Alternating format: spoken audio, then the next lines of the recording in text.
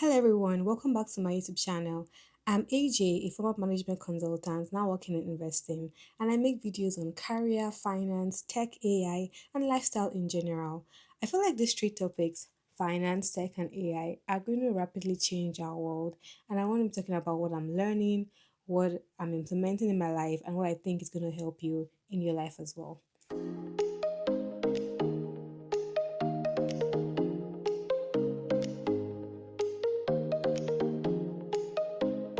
Today's video is going to be talking about personal finance, and I'm going to be sharing 5 things that I think you should keep track of to get you ahead in your personal finance. I wish I had known this earlier. The first is the number one line item or the number one number that you need to keep track of in your personal finance journey is the difference between your income and your outgoings.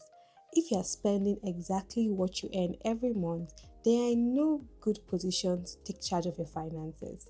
If you're spending more than you earn, how are you doing it? How are you even affording that? But if you're spending less than you earn every month, then you're in a better position to figure out the next best thing for your finances. So the first is figure out where your money is going. What I would advise is if you have different accounts, maybe you have an account where you keep where your salary comes in every month, maybe you have an account where you spend, and maybe you have an account where you also have like a credit card. Get all those different statements, go through them line by line. If you, for example, this video is not sponsored, but if you, for example, you use like Revolut or Monzo spending accounts, right? There's a way for you to track your expenditures and also label line items within different categories. So you can label maybe this expenditure is for food, this for transport, this for travel, this for rent, and having that clear clarification of where exactly your money is going is the first step you need to do. So number one, gain clarity. Now, the next step actually, instead of jumping straight into budgeting, is figure out what your emergency fund number is. Now, typically, they will advise that your emergency fund should be like 3 to 6 months of expenses. I would say, with the way the job market is right now and the way the world is rapidly changing, I would be actually in favor for a longer term emergency fund. So maybe like 6 to 12 months because you don't know how long it's going to take for you to get another job, right? So having a 6 month emergency fund might be a good number. Let me give you an example. Let's say you live in London and you're spending your rent is £1,000 per month, right? So £1,000 is your rent, and let's say you're spending £200 on food. Say you're spending around 150 on transport. Your wants, let's just say that rounds up to about like £200 maybe. And so that's 1,214,1,550. So let's round it up to 1,600. So if you figure out that 1,600 is the amount of money you need to spend on a minimum per month in London, for example, anywhere you are in the world, that's your monthly run rate. And then figuring out, okay, what's my emergency fund number? Let's say I want to fund my emergency fund for 6 months. If I want to fund it for 6 months, then that means I need around £9,600 in my emergency fund. Let's round it up to 10k for good measure. So we're working towards saving 10k, right? Now, the next step would be how much do I need to save to get the emergency fund number? I think one mistake I see people make is jumping straight up into investing. You don't want to invest when you already have an emergency fund because the stock market is typically very volatile, right? I don't know if you follow the news, you see the stock market rises, S&P 500 to rise, it might crash, there might be a sell-off, depending on what's happening in the global economy day by day, right? So it is quite volatile. The stock market is usually for the long run. So I would advise that before you get into the stock market, you have an emergency fund because having that buffer and that flexibility will help you make better decisions before getting into investing. Now, I'm going to introduce budgeting, but budgeting with a twist. People usually advise you to have the 50-30-20 rule.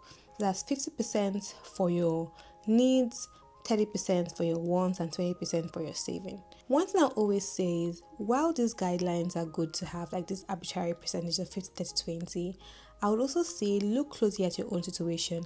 Can you actually be saving more? Can you reduce your fixed expenses a bit? Are there ways you can cut back that could actually give you better leverage to save more? That's something to also consider. Once you have your emergency fund and you want to get into investing, the first thing I would say you should do is open an individual savings account if you're in the UK. Now, what's an individual saving account?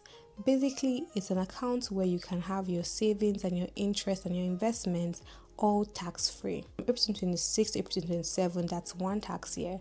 In each tax year, you have £20,000 allowance to save tax free.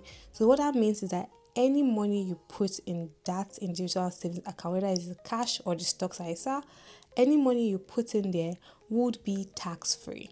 So, any interest you make, that wouldn't be taxed. You wouldn't have any capital gains tax on any money you make, right? So the first thing you need to do is open an individual savings account. For this video, I'll focus on the cash ISAs and the stocks and shares ISAs. Now, what are they? The cash ISA is basically how it sounds. It just means you can save money in cash, right? So typically your money is saved in lower risk financial instruments, right? That money is not at risk, so you can save money there. Typically, if you want to save your emergency fund, it might make sense to put your emergency fund money in a cash ISA. Emergency fund is in an easily accessible account. You don't want to put your emergency fund in your stocks ISA.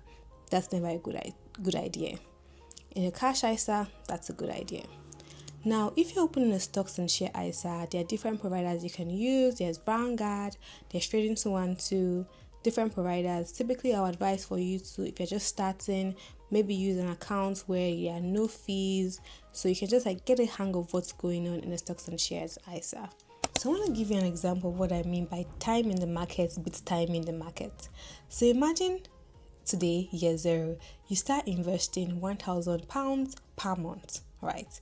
At the end of 10 years, assuming an 8% return rate, you have about £180,000.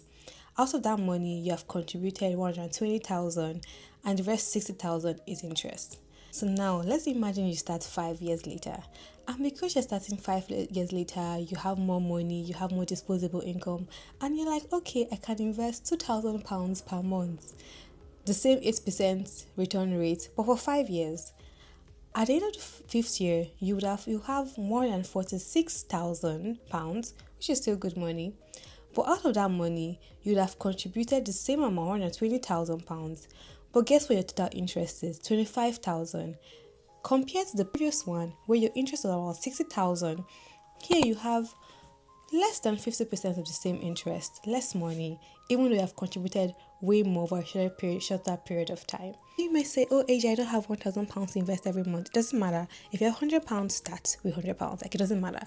What I'm just trying to say and tell you is that time in the market beats time in the market any day, anytime. So make sure you're in the stock market, right?